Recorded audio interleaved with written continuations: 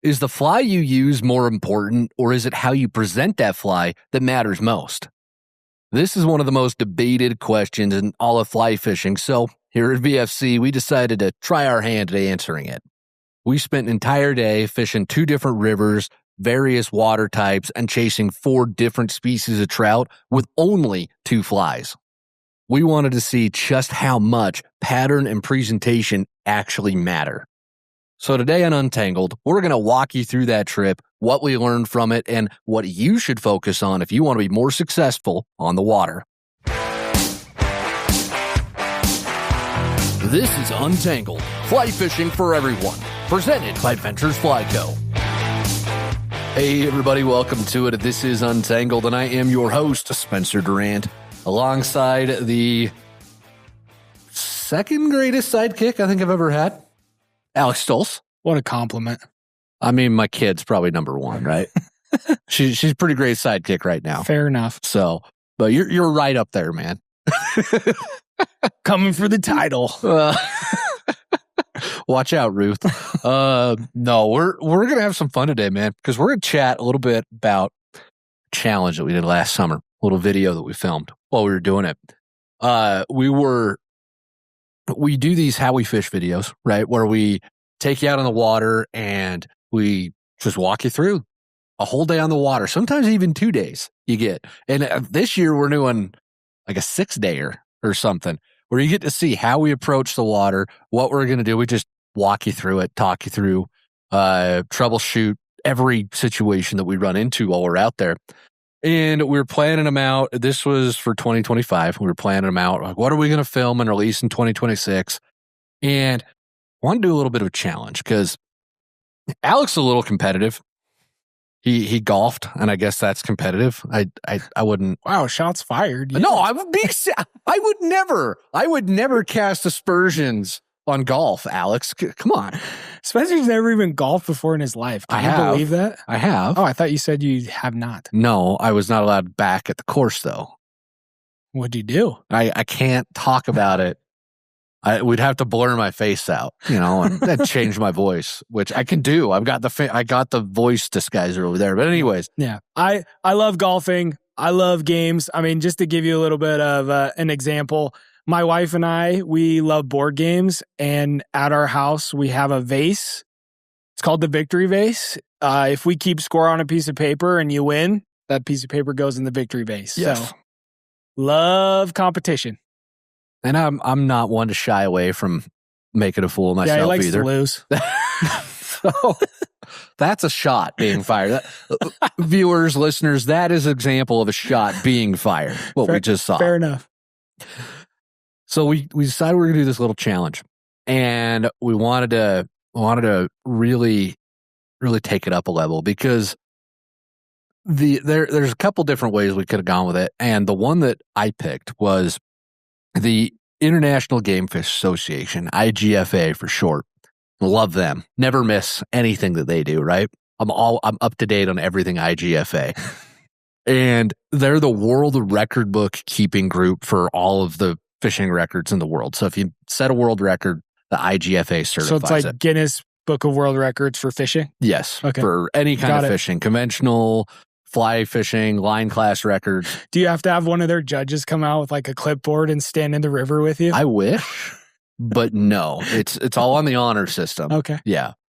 But they run this slam program where if you catch a certain amount of fish in a day, you complete the slam. You get your name in the record books, you get a certificate. You get to feel good about yourself. You can frame it, put it on the wall. Oh, I completed the Grand Slam.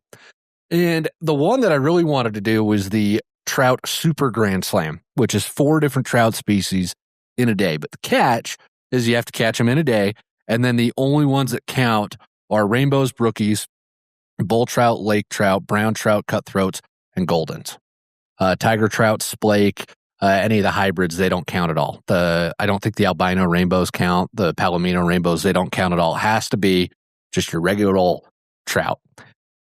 Now, I pitched this to Alex. I said, all right, let's do this. Let's do 4 in a day. And he's like, all right, I'm down. What do I get if I win? That was his first question. What do I get if I win? And honestly, I thought it was going to be too easy. Because and, he comes to me. He's like, yeah, it's 4 different species in one day. I'm like, oh, that sounds pretty hard. And he's like, what? No, we can do that. That's easy.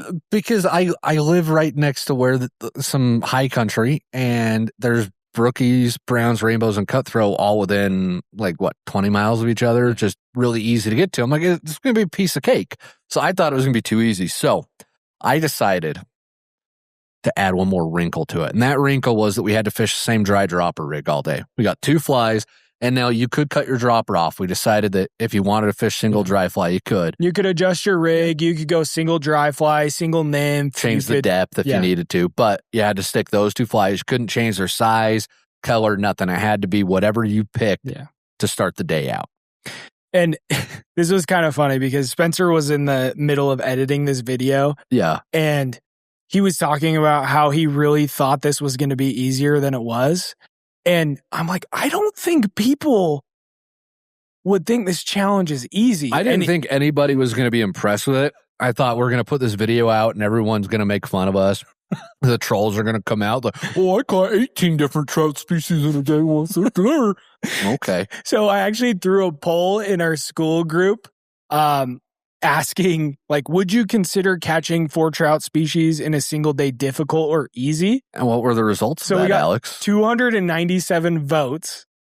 How many of them do you think said difficult? 291.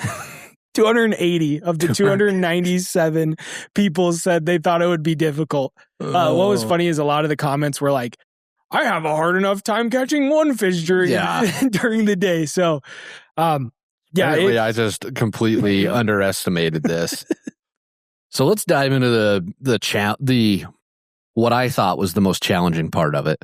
Not the catching 4 fish, but the self-imposed limitations of the flies that we had to pick, saying you only get 2 flies. And we had a couple of different things to consider when picking our flies for the day. And we didn't tell each other what flies we were picking either. It was I kept trying to pull it out of Alex a little bit, but it wasn't until the morning of we were getting set up, getting ready to shoot, and then it was on camera. Yeah, we had to make sure, but we had to make sure that we didn't pick the same ones as each other. So we made that little caveat. But anyways, we had to pick based on time of year. So we were middle of July when we went and filmed this. Yeah, Western United States, Rockies, middle of July. Hey. You're giving way too much information. We don't spot burn on this program. We do not abide spot burning on Untangled, okay? All right, somewhere in North America. Thank you. Even that's towing the line. But it was middle of July, prime trout season. Yes. When you would expect to just go out and have a good day. And we also had to take into account the pickiness of the fish, too, because we planned to do this in 2 streams. One of them's got browns down low, a few rainbows down low, too. But then the middle portion has a bunch of rainbows, and then you get further up, way into the high country, and it's almost all brook trout up there. And the higher stuff, it's all pocket water. That whole stream is honestly all pocket water. So the fish aren't terribly picky, but the browns can still be really cantankerous down low. I think you've never fished that stream and had one of the lights out days on it, have you? Not down low. Yeah. The fish are quite picky just because they get fished to a little bit more. It's not that, I don't think they get fished to that much. I still don't know why they're that picky. It's brown trout are a little bit more uppity. That's just kind of how brown trout they're more sophisticated. They are. So we had to think about that. And then we knew whatever fly we picked probably wouldn't matter too much for the brookies and the rainbows. Yeah, we felt like any fly we were going to put in front of their face, they were going to smack it. But then the cutthroat, those were going to be the pickiest, which is not usually what you hear when you hear about fly fishing for cutthroat. But this little spring, it's a spring creek. So it's crystal clear water, tons of bug life, and the fish get hammered. And when I say hammered, I mean they're these are almost Colorado or Utah fish at this point. They've seen a thing or two. These fish have. They just get so much pressure. So they're very discerning, especially with that crystal clear water and the prolific hatches. They're the kind of fish that sit there and count the tail feathers on your flies and laugh at you because, well, that looks terrible. I can't believe you'd expect me to eat something like that. they're going that way with it. And then the last consideration was function. So like Spencer said, the first river we were fishing, it's primarily pocket water. So really fast moving water, small pockets. Like you got to just drop your flies into these tiny pockets, and the drifts are what? 1, 2, 3 seconds max. Yeah. And a lot of them. And so we needed to make sure that our dry flies were buoyant enough to hold up a heavy nymph that could sink fast enough to get down into the strike zone in that pocket water. Because even though the bugs were going, it's a happy time of year, you still never know, especially the brown trout. Are they going to want to come and eat off the top? Are they going to actually eat the dry fly, or do I need to knock them in the face with their lunch? And then at the same time, we needed something buoyant as far as the dry fly goes for the pocket water. But the spring creek, we didn't want them too big. Yeah. That the cutthroat would just be able to look up and go, oh yeah, that's fake. Or it land on the water and just kerplat. Like, yes, we wanted to. So it was a needle we had to thread. It was finesse that we had to discern. It was whatever other adjectives you want to throw at it. But because of our greatness, we managed to pick a pair of flies each that, I mean, you'll have to watch the video to see what happened. But now, tell them what dry fly you chose and why. So I picked the Elkhart caddis because it floats high. And caddis hatch in the middle of summer. It's a very prolific hatch, especially in the high country in the Rockies. You throw caddis on, you're going to be in great shape, like 99% of places you fish, I think. So that was my dry fly pick. I did it in a size 14, so I want to be big enough to hold up my nymph. What dry did you pick? I picked the Royal Flush. So that's one of our signature flies here at VFC. Dude, somebody got really upset with me the other day on the interwebs because there's not a tying tutorial for the Royal Flush. They're like, I've looked for it and I can't figure out how to tie it. I'm like, just you wait, buddy. Coming soon. I think I have that one scheduled for June. You better. I believe I do. It's a good June fly. It's a good June fly. It's June or July, which I picked this in July because it's small enough that I think it could imitate a Drake mayfly if we really needed it to. If the fish was that blind, if we were in a pinch, hung over from the night before, been at the Fins and Feathers Club, so it can imitate larger mayflies that are potentially drunk. It can imitate. Well, it's the caddis that are drunk. Remember, that's true. It could imitate smaller stoneflies, which sometimes, like yellow sallies, are in the Rockies quite this time of year, right? Except the yellow sallies are yellow. The Royal Flush is not. I mean, do we need to get into this? No, we don't. Size is more important than color. Right fly formula. We'll get into a whole bunch of this here in a bit. Don't you worry. And then at the same time, terrestrials start to get active July, August, September. Yep. So, and I mean, let's be honest, this is more of an attractor fly than anything. So as far as the size is concerned, it could be a mayfly, it could be a stonefly, it could be a terrestrial. Could be a caddis. But out of anything, it looks buggy. It looks like a piece of food.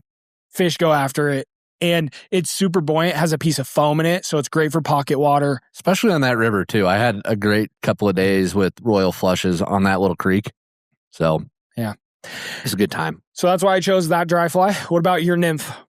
Nymph, I decided to, I went back and forth on this quite a bit. I almost just went with the straight zebra midge, but felt like that was too easy.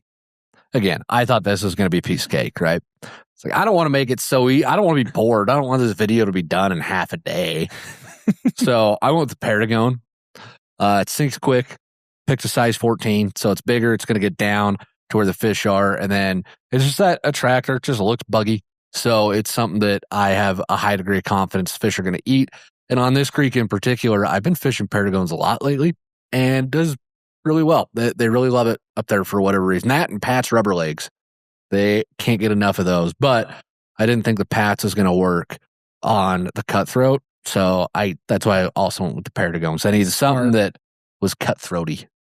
Nice. And then I chose the Spanish Bullet, which is very similar to the Perdigon. You copied me. It's okay. You can admit it. I'm pretty sure I went first, but... But you knew. Our minds melded or something. You knew what was going on. Yeah. Spanish bullet, it's pretty much a perdigon, but it has a black body. It has a little red hot spot with some flash on the back. Yep. I went with that mostly because of the pocket water. It sinks like a rock. Like you could throw it into a 1 foot pocket and it just sinks right to the bottom. It's great. It's a good little fly. But I was worried about the cutthroat with that fly because we were fishing a size 14 nymph. Yep. I felt like it was a little big. If it was a 16, I would have been all over better. It, but all we had was a 14. So plus you needed to get it down. 16 probably wouldn't. Yeah, you're right. So yeah, we were managing all sorts of elements. Now we bring all this up, not because we're just trying to get you to go watch the video, which you should do. Okay. And actually, this is a great time. Spoiler alert. If you haven't seen the video, I want you to pause, go watch it. So I'm going to wait. You pause it. All right, welcome back. Thanks for watching that How We Fish video. Appreciate it. No, it's our How We Fish Trout Grand Slam video. We released it a couple weeks ago now, I think. Again, it's got everything you need to know. It's got rig diagrams. It's got GoPro footage, so you can see like first person view. Alex got real bougie with the drone. I found some soulful music. We're probably going to be getting an Emmy for this production here. So soon enough, you'll have to start addressing me as Sir Spencer Durant. Isn't that what happens? That's how you get the Sir? I'm pretty sure. Yeah. Yeah. You win an Emmy, right? We'll have to ask Jordan about that. Yeah. But anyways, if you want to go watch that, because we will spoil a little bit of the video here. If you haven't seen it already, there's a link to watch that down in the show notes or right here on the screen if you're watching the video podcast. But the reason we bring all this up, okay, is not just to get you to watch that, but to address this question that we get all the time, like I talked about to open the start of the show, which is how much does your fly selection matter? How much does pattern matter? Okay, does that really make a difference, or is it presentation? And I mean, the number one question we get all the time, what fly should I use? Exactly. And our response is almost always, well, what are the fish eating? Right? And it's not to be snarky, even though it is a little snarky. It's not to be snarky, though, because it really is. If you ever see Spencer out on the river, please come up to him. Please come up to him. I need my time, Alex. I need my quiet. And ask him how the fishing is and what fly he's using. My favorite is when you do it, when you stop in the middle of the road next to the river and back traffic up to yell down to me, how's the fishing? What do you want me to say? What am I supposed to do in that moment? Okay. Thanks, Alex. I appreciate you. Anyways, continue. So we bring all this up because we want to talk about pattern versus presentation, and to where we were locked into only fishing 2 flies all day long. Can't change the size. Only thing we can change is the depth between our dry fly and our dropper. This is a pretty good case study for examining this problem of, all right, does presentation matter or is it fly choice? Now, the caveat is we're fishing a river, high country. If you've ever fished those high country trout streams, fish generally aren't hard to catch. But the browns down lower and the cutthroat on the Spring Creek, they're more difficult. They're more discerning. I felt like this is a really good conglomeration of some real world situations that you're going to get into to discuss this. So, and I don't think we want to say that pattern doesn't matter. I mean, we'll get into this, but we put a lot of thought and consideration into those elements that we just discussed, right? And so picking the flies at the beginning, we did put some thought into it. Yep. We were intentional about water type, what was hatching. We weren't just going to throw something that just a random fly out of our box, which might have worked. Who knows? I mean, I don't think an egg bomber would have carried us through the day. Yeah. So like there is some thought that goes into it, but I think what we're going to argue is once you've made a good choice, from there, the challenge is perfecting your presentation. Yep. So I guess I'm just going to ask you that question then. How much did your fly choice impact your success on this down the river? Did it make or break you catching your 4 fish? Spoiler alert, catching his 4 fish, completing the Trout Super Grand Slam. I I mean, it's kind of going back to if I had tied on an egg bomber, I think it would have made a difference. But had I picked a Perdigon versus a Spanish bullet versus a zebra midge versus a Frenchie versus a CDC pheasant tail flashback, like if I would have chosen any of those nymphs, I think the most important thing was getting to the right depth. And as far as the dry fly goes, I didn't catch. I caught my brown on a dry fly, and I can't remember if I caught the brookie and rainbow on it. I mean, we caught so many rainbows. Yeah, we did. Totally caught a rainbow on a dry fly. The brookie, do you remember?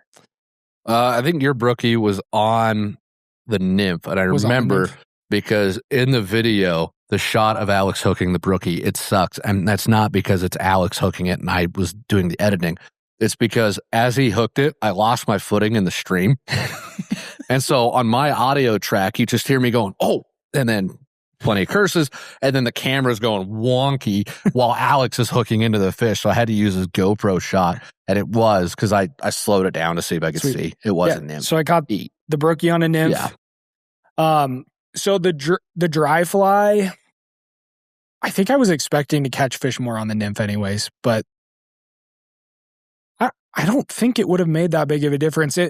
If anything on the dry fly, I would love to have gone smaller. Yep. Just because of the picky browns or the cutties. But I don't feel like it would have held up that nymph with the pocket. No, it wouldn't have. So, and I don't think it matters at all because as long as you're within the reasonable framework of picking a fly, as long as you are operating within the, hey, I have a pretty good idea of what's hatching right now. I know that it's middle of summer, so I know my mayflies, my caddis. Stoneflies were kind of over by then. They were a little bit early in 2025. Mid-July, some places they'll still be going very strong. They were kind of done here. Mayflies, caddis, midges. I know those three. Middle of summer, I don't have to worry about anything unless I'm on a super picky tailwater. But I know if I go with anything within that realm of those three flies, I'm going to be okay. I'm going to catch some fish. And so, like Alex said, you list out all these other ones, your flashback pheasant tails, your Frenchies, whatever other flavor of Perdigon you want to bring up, all of those.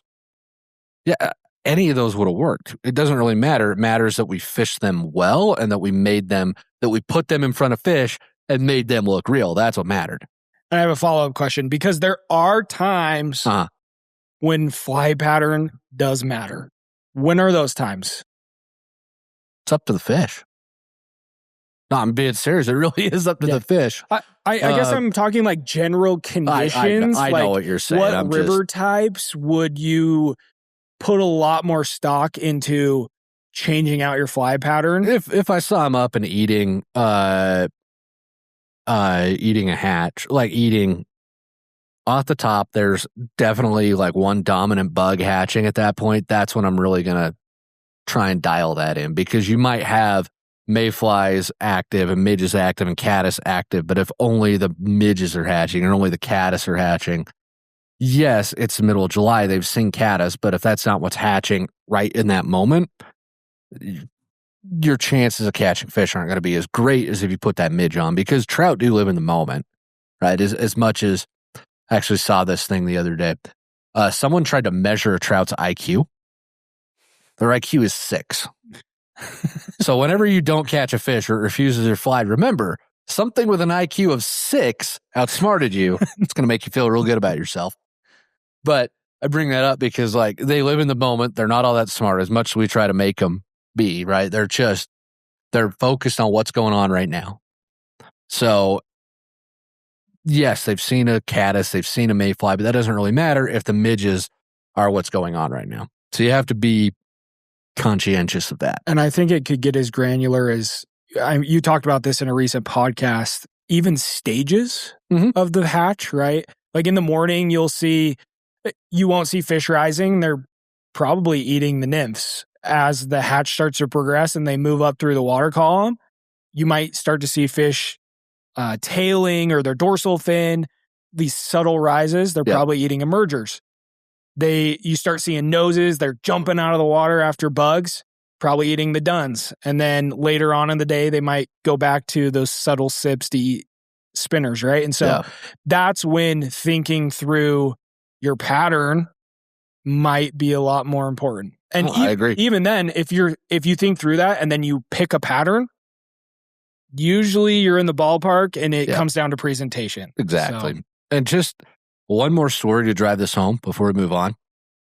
A couple of weeks ago, I was out fishing with my buddy Gene, and we were floating on this shelf. We were in his boat, and the shelf's like 300 yards long. It's this beautiful big shelf. And I was really worried that my flies weren't close enough to the shelf, because all the fish that we had seen all day long had been tight to structure. They were under branches. They were right next to rocks. They weren't just out sunning themselves. They were in structure. And I was really worried that I wasn't close enough. So I said to Gene, I was like, dude, I don't think I got my flies close enough to that shelf. So I threw just the tiniest mend, and we were about halfway down the shelf, and I hadn't hooked anything. And I threw the tiniest mend. I think I moved my flies like 3 inches, maybe. As soon as I throw that mend and they move just a tiny bit closer to the shelf, bobber down, 22-inch brown trout in the net. Whoa. All because I just tweaked the presentation. I didn't change the fly at all. And almost all the fish that day, they either came on a WD-40 or a rainbow sow bug. That was all they were eating all day. And yeah, it just mattered about just twitching it just a little bit, getting it right just a bit closer to where the brown trout was hanging out. And he came over and ate it. And I think we could go for another 4 hours. Oh, yeah, with examples like this, like that, right? Where I added one tiny little split shot, and boom, I started catching fish after fish after fish after fish. Well, that's just the key thing to remember. Like, don't overthink it. Don't sit there and fret yourself into not fishing because, well, I don't know if this is the right fly, or I don't like. Just fish the fly and be confident about it. I mean, we were talking about this before the show, Alex, too. Like, confidence is something that you get it from going out there and being on the water. So if you've used this fly before at this time of year, don't second guess that because, well, I don't know if it's going to work today. I understand that, but you already proved that it's going to work. So just do it. Just use the fly, fish it. And if it doesn't work, it doesn't work. The worst thing that happens, you got skunked by something with an IQ of 6. Okay. I mean, there's a lot worse things that could happen. I'm not sure what they are at the moment off the top of my head, but I'm sure they're there. Okay. So anything else you want to add? I guess, how do you know when it's pattern versus presentation? Because, like, say I'm out on the water and I'm trying to figure out if I'm in this technical situation where it is my pattern or if it is just a presentation problem. So if you've done everything to get your presentation right, so you know there's no drag, you're not landing fly line or leader on the fish, your leader's sized down if you've gone that route. If you've made all the presentation adjustments that we talk about and they're still refusing it, then it probably is fly at that point. So you do focus more on running through that checklist of presentation and how to improve it. And then your last one is pattern. Yeah. Yeah. That's what I do. I would say it's the same for me. Yeah. So. Well, that wraps up the opening portion of the show, and it's time to move on to the Q&A section of this week's episode. And every week here at Untangled, we spend about half the show directly answering questions from listeners and viewers just like yourself. So if you've got a fly fishing question, please, there's a link to send those in down in the show notes or right here on the screen if you're watching the video podcast. We love those questions that y'all send in. They form the basis of everything we do here at VFC. Even if I don't read them on the show, I read every single question that comes in. So they help us come up with ideas of what we're going to do, what we're going to make content about. So send those on in. Yeah, even the how we fish videos that we just talked about. Yep. So a lot of those are ideated. They form our how we fish. They're birthed. Yeah, they're birthed in our how we fish videos. And the questions that y'all send in. But we pull the questions for this show that we do every month together from our school group. It's a free group. You can join. It doesn't cost you anything except maybe a little bit of your soul, I think, is what we're going with at this point. No? No, it's a free group. Okay, where never mind. I guess it's free then. I guess we're not getting anything out of it other than you get to spend time with us. You get access to our monthly tying night. Yeah, we have like a tying night. We have a monthly deep dive where they're live streams where we get to interact and have fun. So it's like this, but live. You get to see all the mistakes. It's wonderful. Yeah, like the soul comment. Yeah. We don't edit that out. No, we don't. We don't edit that out. I do all the editing. Yeah, so let's be honest, like the school group is like social media used to be. Yeah. Like you had friends, you made posts. Like I find myself just getting in there and reading posts and commenting, and I feel like I have friends in there now. People aren't jerks. Yeah, it's fun. It's a great place to be. So if you're not in already, again, QR code on screen, link in the description. And we got close to 50 questions for this episode together.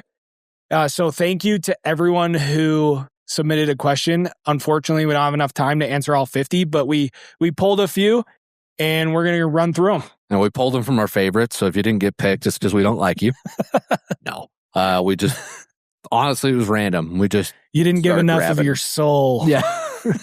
Yeah. I haven't seen enough commitment from you. Right? How much is this really worth to you? Spencer Jones has our first one. And his was the first of, I swear like half these questions were about fly line this time. So we got it. We have done a lot of fly line content in the past. But no one watches them. I know, because it's boring. It's so boring. But yeah, there's plenty of videos about it on our channel. You can go look as well. But we love to answer these too. Just if you have more questions about fly line, go check the channel. We have done at least 3 videos, I think, on fly line at this point. So anyway, Spencer Jones. Oversizing or undersizing your floating line on your reel. Does it really matter going down a line size or up a line size? And I don't have too much experience with this, so I'm going to default to you. Well, I'd say, of course it matters because they put 5-weight on the rod for a reason. Okay? Just because you're supposed to use 5-weight. All it's going to do, if you put a heavier line on your rod, it's going to load the rod deeper. So it's going to slow the action of the rod down. That means it's going to bend more. So you're going to get a bit more feel. You're going to get a bit more power because you're making the rod bend more. You're utilizing more of the graphite there to throw your fly line. That sounds really great. Oh, I'll just overline my rod. I'll get more out of it. But you also lose the delicacy of the rod because now it's functioning more like a slingshot and less like a fly rod. So overlining your rod can be good in some situations. If you're throwing big nymph rigs out of a boat all day, if you're chucking streamers, overlining your rod's a great way to go. But it's not so great if you're throwing smaller dry flies or if you're casting in low, clear water where the fish are spooky, because that line's going to land harder. It's going to kind of slap the water instead of rolling out and kissing the water nice and soft. So the line that that is made for a certain weight rod is kind of like the blend of that delicacy and power? Within reason, because 6-weight, you don't really grab a 6-weight for delicacy. But if you put a 6-weight line on your 5-weight rod, yeah, you're going to get a bit more power and distance, but you lose the delicacy of the 5-weight. Same if you put a 5-weight line on a 4-weight rod. Yeah, so if you fish heavier nymph rigs or smaller streamers on your 5-weight all the time, going to a 6-weight line could be a good play. Yeah, it could be. Yeah, makes sense. And then going down a line size, that's just going to speed your rod up quite a bit. So you'll throw faster. The rod's going to bend less because there's less weight forcing the rod to bend. Is there a time when you'd ever want to do that? Not really. So I don't really, I'd never really downline a rod. So you lose a lot of the rod's functionality when you don't load it properly. It wouldn't bend enough, right? Yeah. It would probably be hard to cast. They definitely can be. Yeah. So like trying to throw a 2-weight line on a 5-weight rod, I've done it before. It's like dental floss. Yeah, it really is sometimes. So you don't have as much control over the line. Makes sense. In my experience. So cool. Good question though. Appreciate it. All right, Samuel. My question is, how many state annual licenses do you have? I know you guys fish everywhere. How does that work? I'm sure it's a business expense. Maybe you could throw it a number on expenses paid on fishing licenses. I wish they would have a federal style 50-state license, one that allows traveling anglers to fish as long as you abide by state regulations. Amen. I would love a 50-state fishing license. Problem with that. Okay. Oh, here we go. Problem with that is vast majority. Well, I shouldn't say vast majority. The states that I am intimately familiar with, their fish and game departments, be Utah and Wyoming, because that's where I've lived my whole life. They are almost entirely funded by the sale of hunting and fishing licenses. They don't get, and I'm not 100% sure on this, so don't take me to the bank on this, but they don't get a whole ton, if any, money from their state legislatures. They're entirely self-sufficient. Might be different now. I used to be more into the political side of things a long time ago, so I'm not sure what's changed. But that was the way it ran for a while. Was a lot of it was self-funded from license sales and whatnot. So the problem with that is you do a 50 state license. Well, okay, we can divide it up, by all 50. So this, because the states take it and they use that money to pay for game wardens. They use to pay for habitat projects, stocking fish, fish surveys, biologists. That's where a lot of their pay comes from. So it's a great idea, but then it's like, well, how do we get the money where it needs to go? So that's the one downside. That actually makes a lot of sense. So, because it does not make sense to send all the money to DC and then have DC send the money back to you. Just why would you do that, right? So you have a Utah and a Wyoming annual? Yep. Yeah. I used to have a Utah, Wyoming, Oregon, and Colorado annual. Okay. But I don't have Oregon and Colorado anymore, so I don't travel there as much as I used to. Cool. I have a Utah, a Wyoming, and an Idaho. My in-laws live in Idaho, so I'm up there quite often. Yep. And I also like to go up there a couple times a summer and fish. So get a little Henry's Fork action. Little Henry's Fork. Love me some Henry's Fork. That's one of the few rivers we'll ever actually name on this program is the Henrys, because everybody knows the Henrys. Yeah. But as far as business expenses go, they're not that expensive. Yeah, they're like 110 if you're out of state, right? Yeah, I think I paid 120 something for my Utah one, I think. And that was just the fishing. I don't hunt in Utah anymore, so. I think we fish enough that if you did it like the total cost of the license divided by days on the water, it comes out to 0.00. So I've done that with some of the tribal fishing licenses I buy. Because I do get to fish on some Native American reservation land, and they make you buy an additional license for that. And I kept track of how many fish I caught on the reservation one year, and I divided that by how much I paid for the license. It was not good. It was not pretty. All right, so we won't do the math. Yeah, so don't do the math on it. Yeah, I mean, I say it's not that much money, and then it's probably like $300 or $400 a year, and I mean that's not insignificant, but we love doing this, and we do it quite often. We do it often enough that it doesn't seem like that much to us for what we're getting. What it boils down to is, are you committed to this or not? Hey, are you ready to fish at the drop of a hat, no matter where you are? Then dadgummit, you better have a license for every state you might drive through. I actually saw the funniest reel this week. Oh, no. It was a guy standing there, and it was like what you expect to do when you get into fly tying. And he has his wallet in his hand, and he just goes and puts it in the trash can. Yeah. And it's kind of the same thing. Yeah. So I thought that was funny. All right, next question. Mike Wilson. What is the one fly in your fly box that you rarely use, but know that you underrated it? For me, it was the WD-40 for a long time. I've been using it a lot more lately. I don't know why I never really used it a ton. I just didn't. But that is one that has really come in clutch for me in the last 7-8 months. So that's definitely my pick. I think mine is any cripple pattern. Yeah. You never fish cripples till you met me, huh? I don't.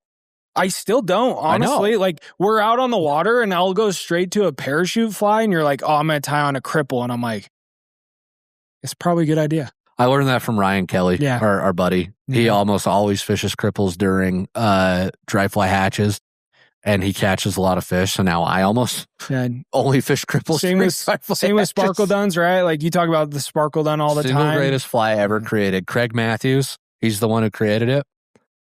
I owe that guy, I don't know if he drinks, but I owe him a beer I don't drink, but I'll buy him as much as he wants because that's just my thank you for tying that fly for me. Yeah. So cripple patterns. Yeah. They are very effective, surprisingly effective. They're fantastic. More than a parachute fly, more than like a normal Adams, normal blue wing. It's because the fish know that it can't get away from them. Yeah. I was actually reading an old John Gierach article in Fly Fisherman magazine from years ago about that. He doesn't buy into that argument, or he didn't, because he passed away a few years ago now. But he didn't buy into it that the fish, because it's the crippled version of the adult. Something's wrong with it, so it can't get off of the water. And I think the fish see that and key in on it because they think, ooh, that's going to be easy for me to eat. And that's why they like the cripple so much more. But some folks don't think the fish really think I don't think Ryan thinks that either, right? I can't remember what Ryan thinks about it. I think on the pod when we did it, I swear he said he didn't buy into that either. Well, you know what? He's the one that taught you the cripple game. Who has a podcast and who doesn't? Right? I get to make the law. I don't just have to live by it. I get to decide what is. And this is Spencer's last episode because we need to humble him a little bit. Hey, I'm like the third humblest guy I know. Am I ahead of you? Yeah, a little bit. Yeah, I knew it. Oh, all right. Jack Dart has our Jack next is the one. man. Let's go. Hey, Spencer, thanks for all you do at VFC. You're welcome. It's entirely me. My question is, what is the best way to teach or guide people who have never fly fished before and have a successful day out on the water? What do you focus on first? How should you go about explaining important topics like casting and mending? And what should the main focus of the day be on other than catching fish? For some context, I've been fly fishing for 8 years and I consider myself a decent angler. However, I have a few friends that want to get into fly fishing, so any tips on how I can guide them would be greatly appreciated. Thank you again for making the VSC community such a fun one to be in. You're welcome, Jack. You're right. I make the community such a fun place to be. Really appreciate you recognizing my contributions to things around here. But in all seriousness, Jack, you're one of the people that make the community awesome. So, Jack's great. Yeah, Jack is in there. Active all the time. Yeah, he's on the live streams asking great questions. Yeah.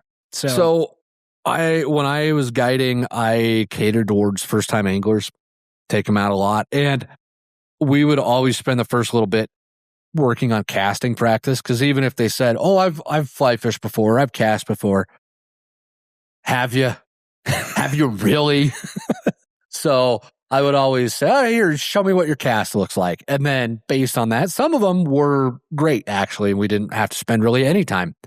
But some of them really had never fly fished before. So we would spend a couple hours just on casting, and then we'd move into the fishing side of it. So funny story. I recently went to Hawaii and I got to go bone fishing for my third time. Uh-huh. And the guide, we step out onto the flat. Wind is just howling. And he says, show me what you got. I would have folded under that pressure. I'm not gonna lie. I did, man. I folded under the pressure. I put a little bit, and so he showed me, and like he's been fishing on the flats for 20 years, right? Like in this gale force winds, and he just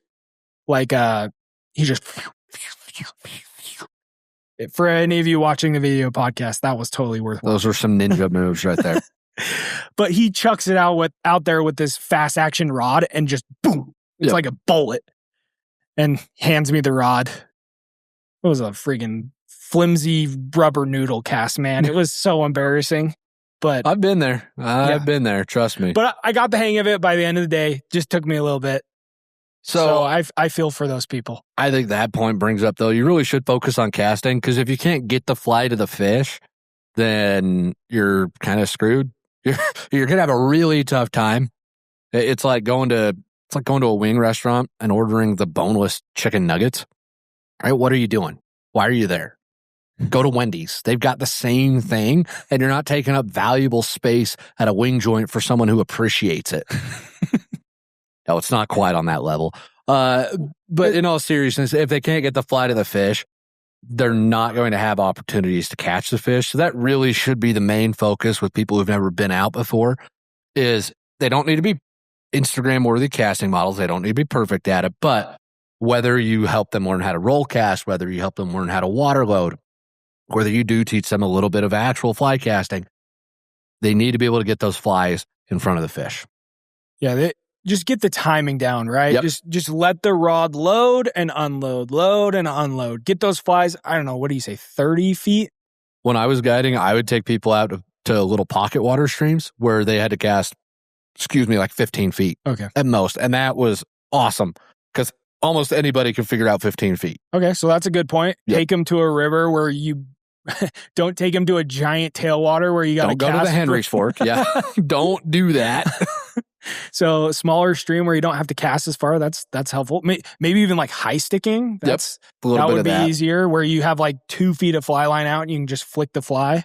So as far as explaining the topics, that just comes down to whether or not you're a good teacher. And some people are and some people aren't.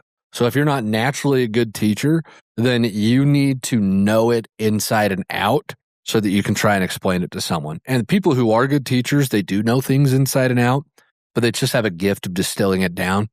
What I would recommend, Jack, is if there's people that you've watched that have explained it in a way that's simple and easy for you, explain it that exact same way. Have your friends watch the video even. Just copy that. Don't try and you're not trying to reinvent the wheel here. There's a lot of different ways to teach people to fly fish. Focus on the stuff that work for you and then just teach that to the other people. And because we sell starter packs here at VFC, right? Like we sell a bundle, everything you need to get started in fly fishing. Yep.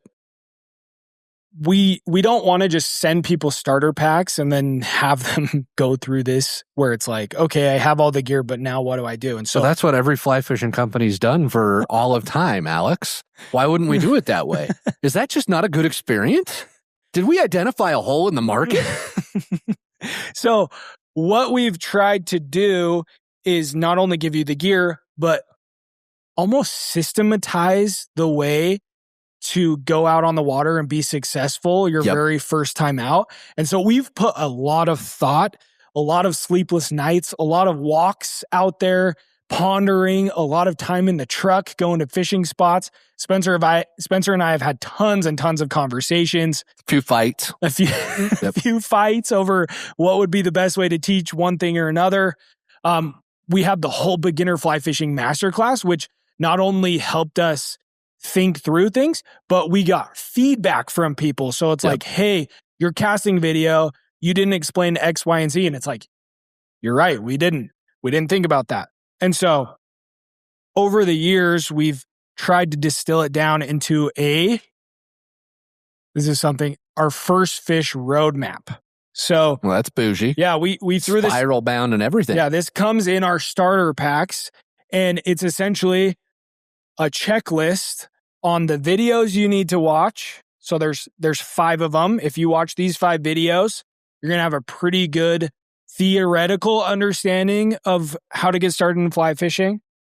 And then it has the things that you actually need to do to get ready to go out on the water. And that's like rig your rod and tie your knots. So practice rigging up your rod, casting, which we just talked about, really important. So like spend 15 minutes out there casting in your yard, find somewhere to fish, which we just talked about. Don't go to the Henry's Fork. And then number 4 is go fishing. And then we also have a bunch of resources in here, like the school group. You can ask us questions if you're struggling with something out there on the water. You could get a free hat if you do something special once you have the starter pack. So I have the PDF version of this. If you haven't bought a starter pack, just message me in school, Jack, we actually had 5 or 6 questions that were along these lines on the questions that people asked. They wanted to teach someone, which was awesome. We love that you're getting out there and you're teaching people. So just message me in school and I can send you the PDF version of this to send over to your friends. And we thought through this a lot. So we did. Hopefully you don't have to think as much. Well, and who among us likes thinking? Am I right? to 2 of the most chronic overthinkers out there. Anyways, so I appreciate it, Jack. All right, Micah's got our next one. Micah Dean, what's the best way to spot rising trout without spooking them? Are binoculars helpful to spot what they are eating? Well, Micah, if you can't figure it out without binoculars, I can't help you. No, I've never needed them. The first thing I thought of was, I don't want to carry those around. Also, yes. But to spot rising trout without spooking them, if you can't get close enough to the river to see the fish eating without them spooking, don't fish to those fish. Because if you can't get close enough to see them eating, you're not going to be able to throw a fly cast in there. At the Henry's Fork. Yeah, exactly. What this really comes down to is skill development. Learning to spot a fish rising and what that looks like is all about time on the water. So the more time you spend out there doing it, the more time you're going to be able to have to recognize what a rise looks like, what a rise doesn't look like. So as far as spotting what they're actually eating, again, binoculars wouldn't be a bad thing to have, but if the fish, let's say I get to the river and 50 feet, pretty standard fishing distance, a little on the far end, right? Yeah. 50 feet away from me, there's a fish rising. 50 feet away from me, he's eating bugs. Everything's going to drift downstream to me. Am I not going to be able to see what he's eating as it drifts downstream to me? Is there ever a situation where that wouldn't be the case? Probably not. Yeah. So it's also the situational awareness we talk about here too, where, yeah, he's eating 50 feet away. You probably can't see, especially if it's a midge or a smaller mayfly, you probably can't see it. But just, look down at the water right next to you because it should be relatively there might be midges buzzing around. Yep. It's pretty likely at that point the fish is eating midges. As far as principles go of spotting fish, stay behind them. Yep. And then stay low. In my experience, the times that I spook fish the most are when I'm up on the bank or I'm above the fish. Yep. Super easy way to spook them. So, but if you're not army crawling, if your waders don't have holes in them after 2-3 times out on the water, you're doing it wrong. But the hard part is you have to balance it because the higher you are, the easier it is to spot the fish. Yep. So it's this game of how high can I get without spooking the fish? So honestly, I would love to just have my head sticking out of the water and just be able to cast like that. If we could figure out a weighted wading system that keeps you glued to the bottom of the river like that, dude, imagine how many fish I could catch if I could be that sneaky. Lead-studded boots. I love it. I love it. You get one of those scuba belts that has the weighted belt. Dude, what do they do with those? So, because you put the weight on to get you down, right? Yeah, but then you just drop the weight to go up? No, you have a vest on. You can inflate it and deflate it, and so you just inflate it more and you go up. Oh, so we're not leaving what? Because this whole time I thought we were just leaving weight on the bottom of the ocean. No, you keep it. I hope that bean's a shark on the way down. No, you keep it on the whole time. Oh, that's funny. Yeah. Awesome, good question, Micah. Appreciate it. All right. This next one, I got to read this one for you because this is for you, Alex. I love it. Doug Overstreet. My question is about moving on. I mean, aren't all questions really about moving on in life? When you approach a river that you can either see fish or the seams, runs, or pools look too good not to be holding fish, what is your thought process on how long you will fish a certain area? I'm referring to the situation where you aren't catching anything. You've talked about adjustments that you make, i.e. depth, tippet size, fly size, presentation, etc. But at what point do you decide the fish are either not feeding or more likely have spooked the hole and it's time to move on? As a follow-up, how long do you let a spot breathe before you either return to it or follow up another angler who has just vacated it? Why is this one for me? I don't know, Alex. Why do you think this one's for you? All right, well, let's talk both sides of the spectrum, right? So side one is you throw 3 casts in the pool, fish doesn't eat your fly, you move on to the next one. Other side, you spend all day in the pool because you can see the giant fish at the bottom that is just sitting there, and it's a trophy trout, and you can just imagine yourself holding it up on YouTube for all of the world to see in all of its pride and glory. Which side of that spectrum do you fall on? I'm probably a little closer to the big fish at the bottom of the pool, and I fish to it all day. Really? Yeah. That's surprising. That really... And Spencer, which side are you on? I mean, you know me. I'm a paragon of patience, right? No, I fish through water way too quickly.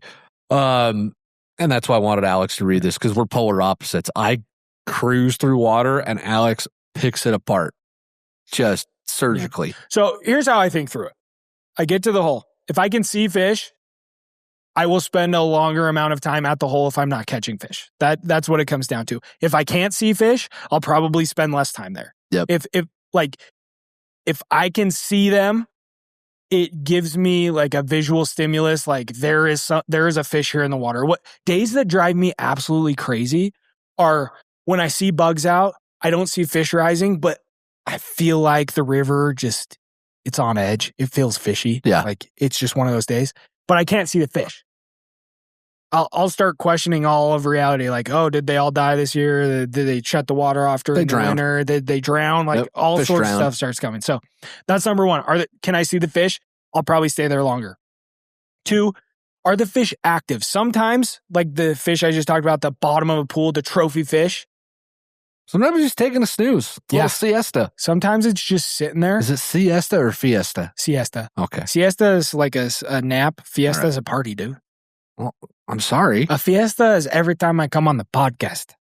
Okay, thank you. Appreciate the multilingual education we're getting. We truly are an international brand now. Yeah, so are the fish active? Are they rising? Are they going crazy? Can you see them moving back and forth eating nymphs? I will stay there longer than if they're not. What else? As far as like how long I move on, I just make sure I get a good drift. 4 or 5 good drifts through it before I move on. Yesterday, I was fishing on my way down here, and I got up to one spot where I could see this brown trout. He was parked in front of a rock, and he was moving side to side, eating nymphs. Midges everywhere on the water, and he kept moving up. He wasn't ever breaking the surface, but clearly eating emergers because he was not very far below the surface. And I threw every midge pattern I had at him. He refused it all. I don't know what his deal was. I don't know if I caught him before and it was personal. He's like, I don't like that guy. But I sat there with him for probably an hour. So it was personal at that point. I wanted to catch him. Totally. But eventually, I'd gone through every midge pattern, had nothing else I could try. I threw a scud on just for kicks, thought maybe he'll eat the scud. He didn't. Big surprise. It's like, okay. I just moved on. I was fine to move on. I mean, if I'm there for an hour and I've gone through my fly box and I feel like I've gotten to the right depth, it's gone past his face a number of times. And then another thing is I've seen more fish throughout the day. I've caught more fish in that was the last areas, fish I saw, right? Which was frustrating. But that is frustrating. But if I go through that, I'm moving on. Yeah. Like, I'm not going to sit there forever. Yep. Yeah. And so good question, Doug. Appreciate it. As far as spooking the hole and it's time to move on. I forgot about the last half of it. My bad. I don't fish behind other anglers. I just don't. So that's true. When we get to a river and there's other anglers, we go somewhere else. If Spencer's there, we go somewhere else. I do the same thing. We like to fish rivers where there's not a lot of people just for that very reason. No, if I know I'm behind someone though, give it about a half hour. Usually it'll be fine. When we're floating the rivers, we're behind people all the time, and usually about a half hour. Pretty good rule of thumb, I think. I think so. Awesome. All right, last question. Yeah, let's do it. Oh, this is the last one. Yep. Okay. Great. All right. Saint Cal. I think that's that. Yeah. See a saint? What miracle did you perform? I need to know. Maybe it's Steve. Steve? Oh, okay. Well, I don't abbreviate your name, bro. Naughty issue. Naughty. I see what he did there. Naughty. I like it. You guys have talked a lot about the clinch knot. The improved clinch is pretty much the only knot I use to tie on a fly. However, when speaking with my friends in our fly fishing club, they swear the non-slip loop knot for streamers and leeches, lakes, and rivers. They say the streamer or leech moves more realistically and entices more bites than the clinch. Thoughts? This one is great for Mr. Spencer freaking Fantastic Durant. Because guess what he uses when we're fishing lakes? I do tie the non-slip monoloop on the lakes. That said, Alex doesn't. I don't think our catch rate's any different. I don't think it matters.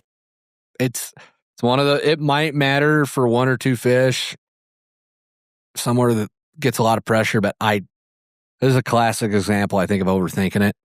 People get on us all the time. It's funny. They'll see that we tie the clinch knot. Well, what about the Davy? What about okay. Do you use those? Yeah. Do they work for you? Yeah. Okay. But what about, no, there's no but what about. It's just, does it work for you? It's fine. It's a friggin' knot. I will say that, when people have talked to me about the Davy knot, and I've become a little Davy curious because it's smaller. So that's intriguing to me for like smaller flies, and it doesn't seem that hard to tie. Tom Rosenbauer and I actually had this conversation once. And he said the same thing. And you know what he said at the end of our chat? You should try it. You know what I haven't done? I haven't tried the Davy. And that's why you didn't catch a 20-inch fish you're probably not wrong. All right. Well, that wraps up the Q&A portion. We got to as much of them as we could. Again, thank you all for sending that in. And now it's time for the only reason Alex got out of bed this morning, the live real life moment of this week's show. Every week we end the show by sharing a story, picture from folks who have been out on the water, living real life. We love to see the adventures y'all are up to. The reason we do everything here at VFC is for live real life moments. Exactly. So if you've got a live real life moment you would like to share, there's a link to send those in down in the show notes or right here on the screen if you're watching the video podcast. This week's live real life moment is from Nathan. About a month ago, me and a friend decided to try fishing a river about 2 hours from home that looked promising, but I had never caught any decent fish out of it the few times I had fished it in the past. Now, a few years later and a lot of lessons learned, I decided I would try again. The morning started off extremely slow. We had nothing in the net after the first couple hours, and I was beginning to doubt the quality of this river as it was pretty small. I feel you, bro. That's exactly what we were talking about. Yep. Are there fish in this river? Who knows? I said to my buddy that maybe it would be a good idea to pack up and head to one of our favorite spots to turn the day around, but that the hole in front of me looked pretty decent. I decided I'd give it a couple more drifts. I was fishing in about 10 inches of water, but figured this hole probably held a brookie or a little rainbow. After about the third drift, I hooked into this fish. At first, I didn't realize how big he really was, but he took me quite a ways downstream, screaming my drag the whole way. I fought him for a good 7 or 8 minutes before my buddy was able to get him in the net, and as soon as he came out of the water, I was shocked. Not my longest fish, just shy of 20 inches, but definitely the heaviest fish I've ever caught on a fly rod. Needless to say, we didn't leave, and after finding some good water further upriver, continued to put good fish in the net the rest of the afternoon. Sometimes perseverance pays off. Never again will I doubt the ability of smaller water to hold big fish. I love it, man. It's awesome. That is one of the best days, just like that, where you're not expecting anything. Like you're about to leave, and then something happens and it turns the whole day around. Love it. It's good times. Well, that's going to wrap it up this week, folks. Thank you all so much for being here. Listening, watching the entire show does more for us than you can imagine.